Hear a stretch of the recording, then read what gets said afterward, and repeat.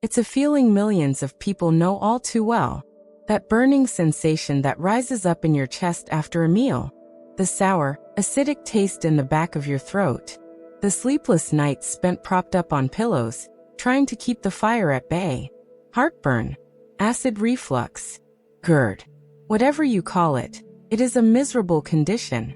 And what is the first thing 99% of people do when they feel that burn? They reach for an antacid. A chalky tablet, a liquid solution, or maybe even a little purple pill prescribed by their doctor. The logic seems simple and unassailable. The problem is too much stomach acid, so the solution must be to neutralize it or block it. But what if I told you, as a gastroenterologist who has helped thousands of patients escape this cycle, that this logic is completely backward? What if I told you that the mistake 99% of people make is fighting a fire that isn't actually there? And what if I told you that for a huge number of chronic reflux sufferers, the root cause is not too much stomach acid, but actually too little? This sounds like a crazy paradox, but understanding this one concept is the key to finally finding lasting relief. Today we are going to dismantle the great heartburn myth and reveal the mistake that keeps millions of people trapped in a cycle of pain and medication. First, let's do a quick anatomy lesson. At the bottom of your esophagus, right where it meets your stomach, there is a muscular ring. This is the lower esophageal sphincter, or LES. Think of it as a tightly controlled one-way door. When you swallow, it opens to let food into your stomach, and then it is supposed to slam shut, sealing the stomach off from the esophagus. Your stomach is designed to be a highly acidic environment, like a vat of powerful acid with a pH between 1 and 3. Your esophagus is not. It has no protection against this acid. The burning pain of heartburn is what happens when that one-way door fails, allowing stomach acid to splash back up, or reflux, into the delicate esophagus. So the question is not, why do I have acid?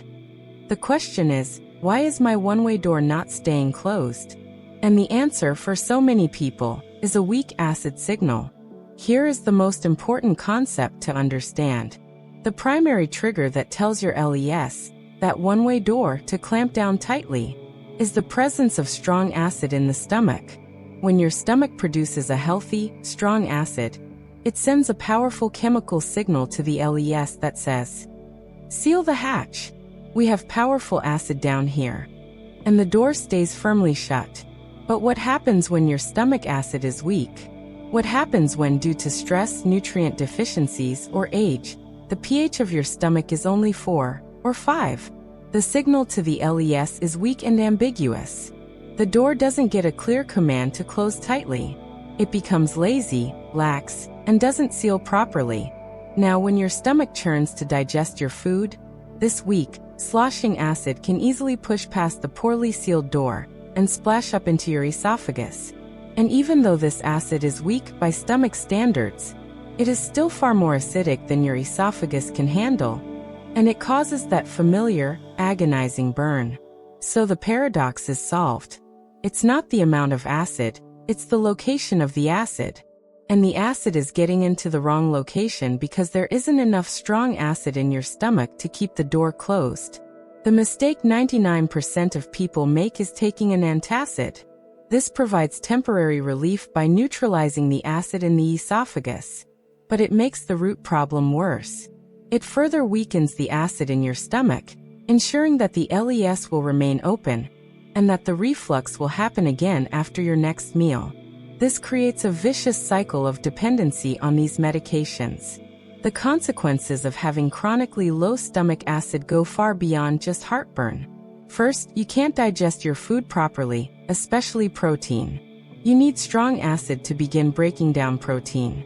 Without it, undigested protein sits and putrefies in your gut, leading to bloating, gas, and a feeling of heaviness after meals. Second, you become nutrient deficient. You need strong acid to absorb critical minerals like iron, calcium, and magnesium. And you absolutely need it to absorb vitamin B12. Many people suffering from the fatigue of B12 deficiency or the bone loss of osteoporosis are actually suffering from a lack of stomach acid. Third, you open the door to infections. Stomach acid is your body's first line of defense against pathogens. It sterilizes your food, killing off harmful bacteria, viruses, and parasites. When your acid is weak, these invaders can survive the journey through your stomach and set up shop in your intestines, leading to conditions like small intestinal bacterial overgrowth, or SIBO, which is a root cause of IBS.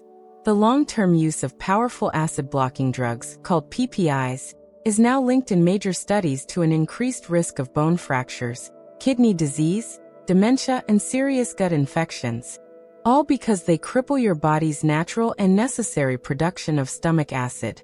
So, how do we fix this? How do we restore our stomach's natural function and end this cycle for good? We need to stop silencing the symptom and start treating the root cause. We need to support and restore healthy stomach acid. Here is a 4-step protocol that can help you do just that. Step number 1. The temporary assist. While you are working on rebuilding your own acid production, you can use a simple, temporary crutch. This is apple cider vinegar. Specifically, raw, unfiltered apple cider vinegar that contains the mother. The acetic acid in the vinegar helps to lower the pH of your stomach contents for that meal. This helps to provide a stronger signal to your LES, encouraging it to close more tightly. Here is how to use it. Take 1 tablespoon of apple cider vinegar in a very small glass of water, just an ounce or 2. Drink it 15 to 20 minutes before your meals. This pre-acidifies your stomach, setting it up for better digestion. A crucial warning: if you have a known active ulcer, the vinegar may cause pain. In this case, you must heal the ulcer first and should not use this method without a doctor's guidance. Step number 2. Stimulate your own acid production with bitters. Your body has a natural built-in reflex to produce stomach acid. This reflex is triggered by the taste of bitter on your tongue. Our modern diets are almost entirely devoid of bitter flavors. We prefer sweet and salty. By reintroducing bitter foods, you can retrain your body to produce its own strong stomach acid. The easiest way to do this is to start your meal with a small salad containing bitter greens. Things like arugula, radicchio, endive, or dandelion greens. Chewing these greens sends a signal from your tongue, down your vagus nerve, directly to your stomach saying, "Get ready. Food is coming. Start the acid factory." You can also use a few drops of a Swedish bitters tincture in water before meals. Step number 3. Provide the raw materials. Your stomach doesn't make acid out of thin air. It needs specific raw materials to produce hydrochloric acid. The 2 most important are zinc and chloride. Zinc deficiency is incredibly common and is a primary cause of low stomach acid production. Excellent food sources of zinc include oysters, red meat, and pumpkin seeds. Chloride is the other half of hydrochloric acid. The best source is unrefined sea salt. Unlike processed table salt, which is just sodium chloride, unrefined sea salt contains chloride plus dozens of other trace minerals that support digestion.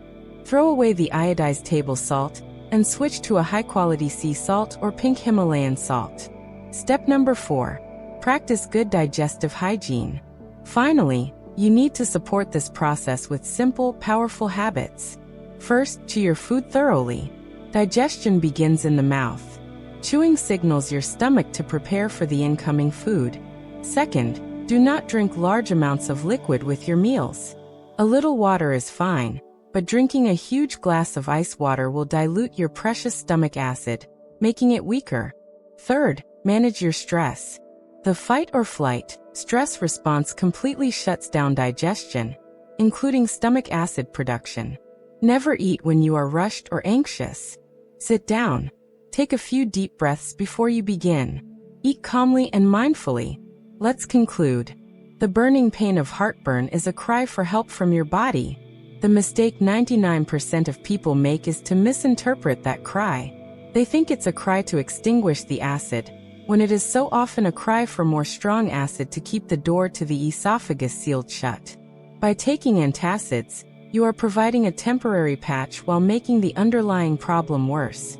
The path to true healing lies in restoring your body's natural digestive function. by using apple cider vinegar as a temporary bridge, by stimulating your own production with bitters, by providing the raw materials of zinc and chloride, and by practicing mindful, digestive hygiene, you can help your body rebuild its essential acidic barrier, keep the door shut, and finally end the cycle of reflux. If you found this information helpful and believe it can make a difference in someone's life, please support our channel. Your support helps us create more content like this. Please subscribe to the channel and leave a like on this video. Don't forget to activate the notification bell so you don't miss our next videos. And finally, share this video with more people. You never know who might be suffering in silence and needs to hear this counterintuitive but life-changing message. Thank you for watching.